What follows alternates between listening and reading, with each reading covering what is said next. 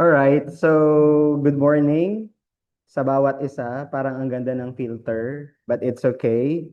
Sana ay nasa maayos kayong sitwasyon ngayon at kalagayan. By the way, welcome to our subject, Applied Economics, and this is going to be a review session. So sana ay okay ang inyong weekend, guys. At sana ay makapagpahinga kayo at ma-ready ninyo ang inyong mga sarili for next week. Kasi from Wednesday to Friday or kung ilang araw man, it's going to be your exam. So, basahin nyo para may maalala kayo. Read all your subjects and try to focus. Huwag kayong magpa-distract during the time na nagbabasa kayo o nagre-review kayo para maalala nyo ang mga information na kailangan nyong tandaan. Alright, so sa pagkakataong ito, I'm excited and I'm going to give you a pointers for August periodical exam. So, welcome and good morning sa bawat isa. And I will share my screen para may idea kayo kung ano yung aking sinasabi. And of course, you will have the information kung ano ang mga information na dapat ninyong matandaan, mga pointers na dapat ninyong maalala. Alright. So sa pagkakataong ito, by the way, this video will be uploaded on my YouTube account. So yeah, katulad ng sinasabi ng ibang mga vloggers, and just for kidding, you can like, subscribe, or share. But most importantly, dapat matuto kayo at malaman ninyo ang mga information regarding our topic. So this morning, let's start. Okay, so for our topic, Applied Economics, Economics 2A for your review. And this is for the August periodical exam. Okay, so I would like to let you know that our exam for the Applied Economics ay merong 5 parts. So una dito, as you can see on your screen, it is a modified true or false. This is 10 items. So the instruction, this is the same instruction that is written on your exam, on your test paper. Of course, yes. And write true if the statement is correct on the space provided, and false if it is not correct. Since this is a modified true or false, you need to change and underline the word or phrase to make it true. So kung ano man ang statement at kapag ito ay false, kailangan yung, kung false ang sagot or kung false ang statement, i-underline ang word or phrase at isulat kung ano ang tamang sagot, bakit yun ay false, and to make the statement true. Okay, yan sa part 1. So, are you ready? So, this time, I'm going to share with you part of the exam na ibibigay next week. So, tingnan mabuti ang inyong screen and pansinin, tandaan, alalahanin ang mga information na inyong makikita. So, let's go. Let's begin. This is for part 1. The word is scarcity. Okay, so scarcity does not mean unlimited resources. Ang mga resources na meron tayo, hindi siya unlimited. We have limited resources but unlimited wants. Ang ating mga wants ang unlimited, pero ang resources natin ay kokonti. So that's why merong tinatawag na economics, because we can't have everything but we have choices. So ang example ng scarcity, okay, this is, remember the statement, guys, and also the information that you can read on your screen because this will come out on your exam. So, pag sinabing scarcity, hindi, ang ating wants ay unlimited, so balit ang ating resources ay limited. Ang example nito, well, nangyari ito sa Pilipinas, yung nagkakulangan ng supply ng onions or sibuyas during the harvest season, but the demand is very high. So that is scarcity.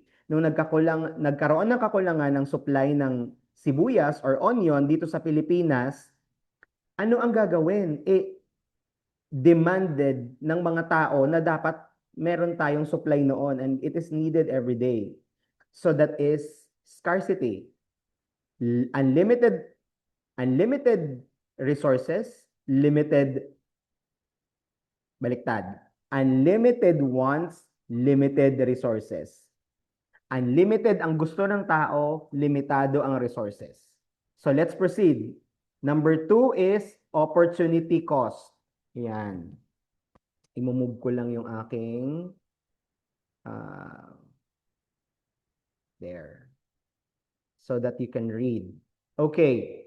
Unlimited or opportunity cost. When we say opportunity cost, this is the value of the next best alternative you give up when you make a choice. For example, if you spend your allowance on milk tea, the opportunity cost might have been the snack you could have bought instead. Ang isang milk tea, magkano ngayon ang isang milk tea? Well, it depends kung saang brand at saan ka bumili. Pero kung in-spend mo lang ang iyong allowance for the milk tea, pwede mo pa sana siyang nabili ng ibang bagay na pwedeng maidagdag doon sa iyong snacks. Hindi lang siya milk tea. Kasi kung milk tea, let's say, ang milk tea ay 50 pesos. So, doon mo lang siya in-spend ang iyong allowance. Pero, if you look for another options, you can have bought 20 pesos na snacks, na drink, and then the rest, pwede mong ibili ng baon. Okay, so that is opportunity cost. You are giving an opportunity to evaluate the value of the alternative na iyong bibilhin. Okay, next is the law of demand. So paulit-ulit natin tong sinasabi, the law of demand, the law of supply and demand. Of course, sabi nga dito, demand does not increase when prices rise. Kahit tumataas ang presyo ng mga bilihin, hindi nauubos, hindi tumitigil ang demand o kagustuhan ng mga tao na bumili ng produkto. The law of demand says the opposite. When price go up, kapag ang presyo ay tumataas, ang demand ay bumababa. Siyempre, hindi kaya ng mga taong bumili ng product na yun or services kasi tumataas ang presyo. So, ang demand, hindi rin sumusunod.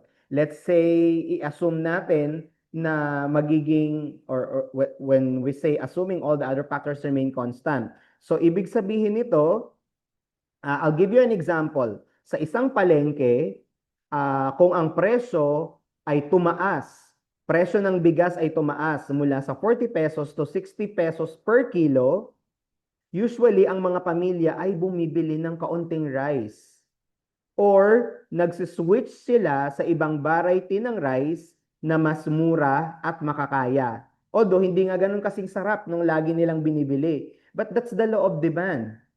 Okay? Kung mataas ang presyo ng inyong palaging kinukonsumo, syempre magsiswitch kayo sa alternative. So that is the law of demand. Next. Supply. Okay, eto na. Supply. So, ito naman, supply is not about what buyers want. Hindi lang siya kung ano ang gusto ng mga tao. It's about what sellers are willing and able to offer at different prices. So, minsan, ang mga sellers, marami din silang option na ibinibenta. Halimbawa, kung may gadget silang binibenta, okay, let's say for example, let's take this example. Okay, supply. Halimbawa, ang isang mangingisda na galing sa Iloilo ay marami siyang binibentang bangus. So, ang supply sa isang palengke o tindahan ay umi-increase din kasi marami siyang harvest. So, pag sinabing supply, it's not about what the buyers want. Hindi lang tungkol to sa ating mga mamimili. But when we're talking about supply, it's about what the sellers are willing and able to offer. Ano ang pwede nilang ibigay, i-offer. And they can offer that on many different prices. Next, when we say elastic demand, ayan. So pag sinabi nating elastic demand, diniscuss ko to sa inyo guys last week. Elastic demand means consumers are sensitive to price changes. Ang mga consumer, naaalala nila yung presyo niyan. Halimbawa, kahapon nung bumili lang ako nito, ito yung presyo. But ngayon, iba na ang presyo. So they are sensitive. They can change the item and switch to other seller or sa ibang tao na makukuha nila yung mga produktong kanilang hinahanap. Example nito, isang milk tea shop sa SM, nagtaas ng presyo. Sobrang taas ng presyo. Dati ang milk tea lang doon ay 39. Ngayon nasa 80 pesos na. So, syempre, may mga tao or mga tumatangkilik noon, they can quickly switch to a cheaper alternative. Pwedeng magsagugulaman, something like that. Or other same product na milk tea pero mas mababa doon. Okay, so that's elastic demand. Sensitivity of the consumer to the price. Next is monopoly. Okay, so when we say monopoly, it does not have many sellers. O alam na yan, basic, mono means one. It does not have many sellers. It has only one seller controlling the market. So ang example nito, ang Akelco, ang panalong Akelco. So in our province, Akelco controls the electricity and as well as the distribution in many areas. So consumers do not have any choice at all because saan ka pwedeng kumuha unless you have a solar power. So that is monopoly. So next, we have perfect competition. I-adjust lang natin. There. Perfect competition. When we say perfect competition,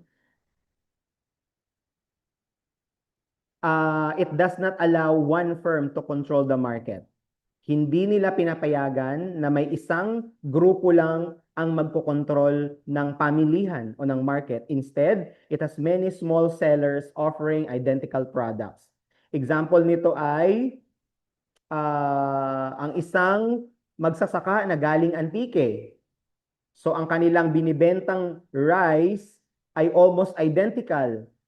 So marami ding mga magsasaka na galing sa Aklan, sa Iloilo, na nagbebenta ng rice dito. So hindi lang isang tao ang may control ng ating market pagdating sa rice product. Many sellers offering identical products. So maybe nagkakatalo lang sa ilang amount or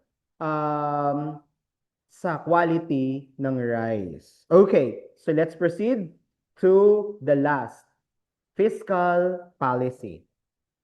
Okay, when we say fiscal policy, it is all about government spending and taxation. Pag sinabi nating fiscal, ito ay paraan ng gobyerno sa pag-i-spend at pagbubuwis sa atin. It's how the government manages the economy through its budget. Paano minamanage ng gobyerno ang ekonomiya sa pamamagitan ng budget. Ang example nito dito sa Pilipinas, ini-increase ng gobyerno ang pagbibigay ng budget sa pagpapagawa ng mga infrastructure, katulad ng mga building programs, roads, bridges, para mas maging mabuksan ang economy. Let's say for example, farm to market road, construction ng mga bridges para makatawid at madala ang mga serbisyo at ang mga produkto sa mga bayan or karatig na isla. So fiscal ang tawag doon sa pagmamanage ng gobyerno at pagkokolekta ng tax ng mga tao. Okay, so that's all about the information that you need to remember on the modified true or false. So let's go to part, okay, meron pa palang isa. All right, I almost forgot. Meron pang isa, guys. This is inflation. Okay, inflation, basic na basic, alam na alam niyo to. When we say inflation, it is not a decrease in prices. Tandaan natin. Pag sinabing inflation, hindi ito pagbaba ng presyo. It is a general increase in prices over time, which makes your money buy less. So, ibig sabihin kapag sinabing inflation, hindi pagbaba ng presyo, kundi generally, lahat halos ng mga presyo ay ang pagtaas nito. And that makes your money buy less. Kung dati, ang 500 pesos, nakakabili ka ng maraming groceries, but if there is a high inflation, konti na lang ang mabibili mo sa amount na yon. Okay, so lastly, the word applied economics, you need to remember this because this is your subject, right? Applied economics is not just theory. It's about applying economic concepts to real-world problems. So kung ano ang dinidiscuss ni Sir Oliver, mga examples na binibigay, i-apply natin sa ating buhay. Like analyzing prices ng mga presyo tulad ng rice, milk tea, mga taxes nito at ang mga nangyayari sa ating job market. That's why on our subjects, inalaw ko kayong mag-research, mag-search, at mag-analyze ng mga situations related to economics para malaman natin. And those researches and activities ay paano natin mai-apply sa ating mga buhay? Paano natin mai-apply sa ating pang-araw-araw na buhay? On our allowance, on our daily basics needs.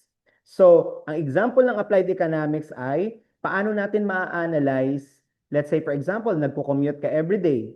So, kapag tumaas ang presyo ng gasolina, of course, tataas din ang presyo or of course, hindi naman automatic, pero susunod din ang presyo ng pamasahe. So, paano mo i-apply ang iyong nalalaman sa subject na ito? So, that's one of the reason. So, hindi ka na lang babibili ng snacks, bagkos magbabaon ka na lang mula sa bahay, something like that. So that is applied economics. All right. So let's go for part 2. Guys, if you have any questions, you can write on the comment section, okay?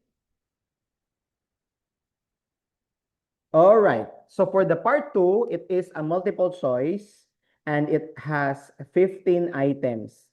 The instruction is, ayan, sabi dito, encircle the letter of the answer that best apply. Kung ano ang sagot, bilugan. So ang mabibigay ko lang guys na clue sa inyo sa part 2 ay ang mga word na dapat nyong fokusan at pag-aralan like the scarcity and choice. Okay, so dyan yan papasok sa multiple choice. Papasok din sa multiple choice, you need to remember about the opportunity cost. Kasama din doon ang demand and supply shifts. Ano ang nangyayari? Ano ang dapat tandaan kapag ang demand at ang supply ay nag-shift, tumataas o bumababa? You need also to remember what is elasticity and how we are going to respond to the elasticity of that happens in our market. Also, tandaan natin yung market structure na diniscuss ko. Of course, nandyan din yan sa lecture na sinend ko sa GC. So, you need to remember that. And lastly is the fiscal policy roles. Ano nga ba ang purpose ng fiscal policy kung bakit meron tayo? So, that's part 2. Okay, let's go to part 3. Okay, part 3 is about enumeration. Dalawang items lang ang enumerations, guys, pero hindi ko ibibigay kung ano ang enumerations na yon. Syempre, that would be very obvious. Okay? So, iikot lang yon sa last na diniscuss nating topic. So, that is part 3. And of course, part 4 will be essay. Dalawa lang ang essay natin sa part 4 and dalawa din sa part 5. It is very simple. So sa part 4, meron akong binigay na dalawang essay pero 5 points each na yon. 5 points each. So ang aking instruction, answer briefly but clearly. Maikli, direct to the point, klaro, 2 to 3 sentences. That's for the essay part. And of course, for the part 5 is a situational analysis. Pag sinabing situational analysis, paano nyo ini-evaluate ang mga nangyayari, paano ito nakakaapekto sa inyong buhay, paano ninyo ito ina-apply. So, maging observant tayo sa mga market trends, resources, economic condition, kung saan magiging guide para sa ating pang-araw-araw na desisyon. So dito sa part 5, meron akong dalawang situational analysis. It is a sort of essay, but it is on a personal basis. Paano nyo i-apply ito? Paano nyo ito gagawin sa inyong buhay? Okay. So, you need to remember that. And last but not the least, syempre wala na. I will leave you with this quote. Hold on. Ayan. So, yan ang kabuuan ng ating review session ng Applied Economics for the month of August. Pero iiwan ko kayo dito sa isang quotation at sabi dito, economics is about choices. And every choice has a cost. Ang economics daw ay tungkol sa mga pagpipilian or choices. At ang bawat choices na ating gagawin ay merong cost. Naka-flash sa inyong screen, ano ang best choices na inyong gagawin? Are you going to buy rice, spend on milk tea, spend on gadget, or make a savings? So nasa sa inyo ang choices. But every choice has a cost. All right. So all the best that I can say. Good luck and God bless sa inyo. After this video, I'm going to send an activity na sabay ninyong ipapasa next Saturday doon sa isang activity na ibinigay ko last week. Okay? So if you have any question, comment, anything that you want to comment, questions regarding this review session, magre-reply ako sa baba. So on this portal, on this YouTube channel, isulat kung ano ang inyong question. And of course, last but not the least, makakount ang inyong attendance. On the comment section, you need to write your full name. I'm sorry, okay, Data Privacy Act. Isulat lang ang inyong first name. Just write your first name, okay, on the comment section para makount ang inyong attendance. No need to write your last name, only the first name. Okay, and if you have any question, babalikan ko ang comment section para tingnan kung ano ang inyong mga katanungan. Okay? Maraming salamat. Ingat palagi and God bless you.